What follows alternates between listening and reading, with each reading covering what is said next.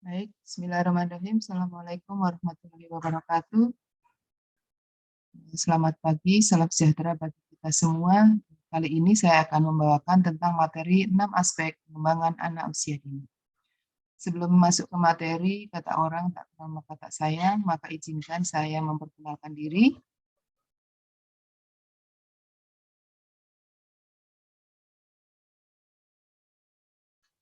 Nama saya Erna Widyastuti, kelahiran Temanggung 18 Oktober, status menikah dengan 2 putra. Saat ini sehari-hari saya sebagai pimpinan lembaga PAUD terpadu dari rumah. Moto hidup saya adalah do the best, dan kontak person dan juga alamat ada di PPT. Bapak Ibu yang saya hormati, baik kita masuk ke materi yang pertama, yaitu tujuan pengembangan 6 aspek anak usia dini adalah meningkatkan pengetahuan dan pemahaman peserta pelatihan dalam memahami konsep pengembangan 6 aspek-aspek perkembangan anak yang sesuai dengan kebutuhan, karakteristik, dan tahapan perkembangan pendidikan anak usia dini. Sedangkan kompetensi pendidik PAUD ada 2, yaitu kompetensi pedagogik dan juga kompetensi profesional.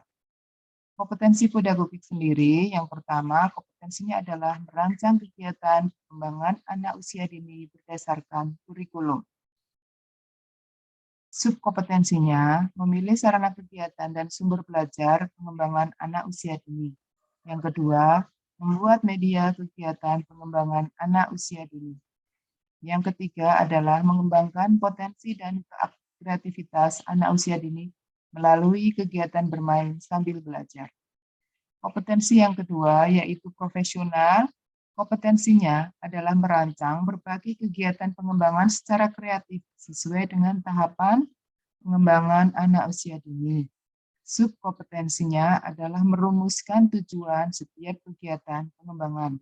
Yang kedua, menganalisa perkembangan anak usia dini dalam setiap bidang pengembangan. Yang ketiga adalah memilih materi berbagai kegiatan pengembangan sesuai dengan tingkat perkembangan anak usia dini.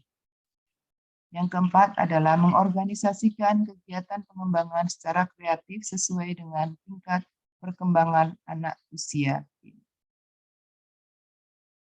Kemudian berdasarkan dari kegiatan di atas, untuk kegiatan tersebut, yang pertama merancang aktivitas perkembangan adalah yang ke-1, mengacu kepada kurikulum. Kemudian yang kedua adalah sesuai dengan kebutuhan, karakteristik, dan tahapan perkembangan anak. Sedangkan yang ketiga adalah melalui kegiatan bermain sambil belajar. 4, dilakukan secara kreatif.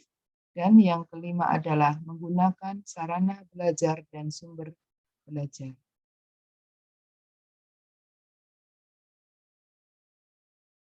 Yang selanjutnya, tujuan dan lingkup pengembangan aspek perkembangan.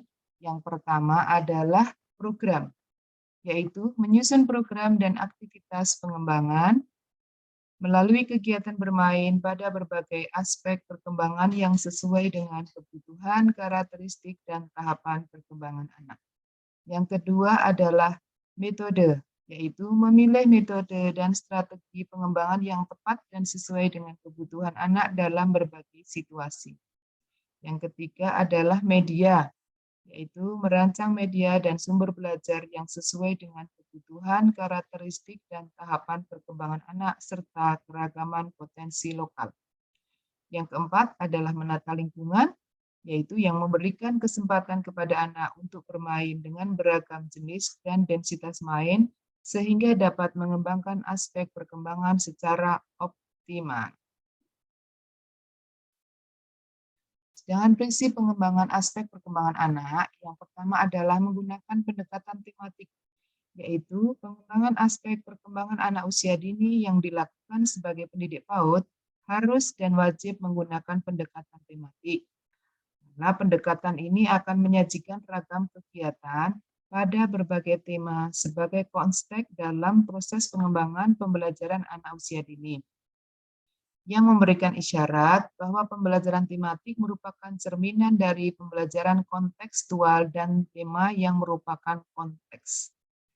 Misalnya pada kegiatan keterampilan memecahkan masalah, maka akan menggunakan tema sebagai konteksnya. Contoh misalnya bagaimana cara mengeringkan kain setelah melakukan pencucian pakaian. Kemudian yang kedua adalah bersifat terintegrasi, yaitu pengembangan berbagai aspek perkembangan pada anak usia dini bukanlah proses pengembangan yang berdiri sendiri pada masing-masing aspek, tetapi pengembangan yang melibatkan lintas aspek perkembangan dalam suatu kegiatan pengembangan. Contoh lanjutan dari kegiatan tadi yaitu ketika anak mencuci dan menjemur pakaian. Pada kegiatan tersebut bisa dikembangkan untuk perkembangan fisik motorik, kognitif, sosial emosional, dan juga pengembangan nilai agama dan moral. Selanjutnya prinsip yang ketiga adalah melalui bermain. Pengembangan aspek perkembangan pada anak usia dini dilakukan dengan menciptakan ragam aktivitas bermain atau aktivitas bereksplorasi. Bermain berkonotasi dengan kegiatan sukarela dan menyenangkan, sedangkan aktivitas eksplorasi didasarkan pada kegiatan dorongan dan rasa ingin tahu.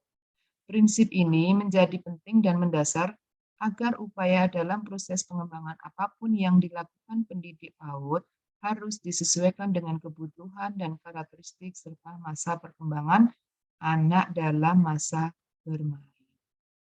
Prinsip yang keempat adalah berkesinambungan, yaitu pengembangan berbagai aspek perkembangan pada anak usia dini harus dilakukan melalui aktivitas dan kegiatan bermain yang terus-menerus dan berkesinambungan.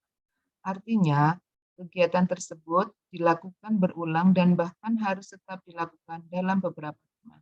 Misal, dalam tema aku, tema lingkungan, dan juga tema profesi, serta tema alam sekitar.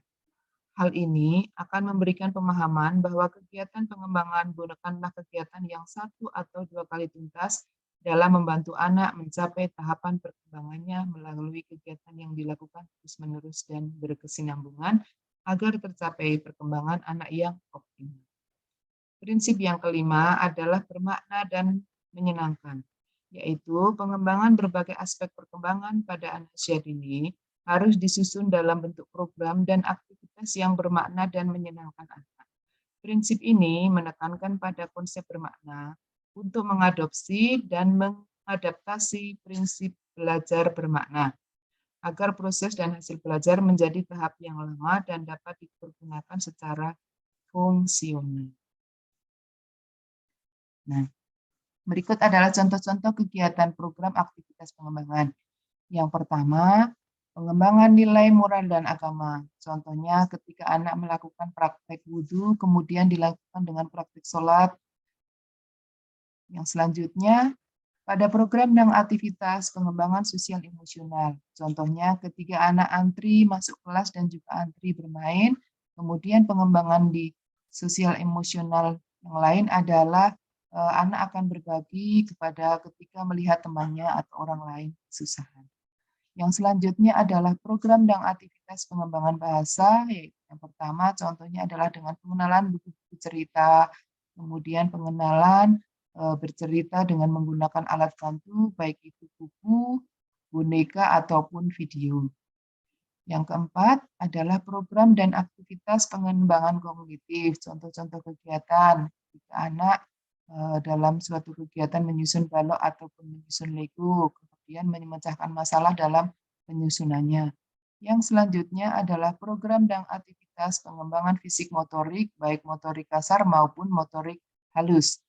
Kegiatan senam, kegiatan penggunaan APE, dan juga kegiatan pengembangan yang lain. Selanjutnya adalah program dan aktivitas pengembangan seni, misalnya seni menggambar, seni melukis, bermain, bernyanyi, dan juga seni tari. Demikian yang dapat kami sampaikan, kurang lebihnya kami mohon maaf. Kami akhiri, wabillahi taufiq wal hidayah. Wassalamualaikum warahmatullahi wabarakatuh.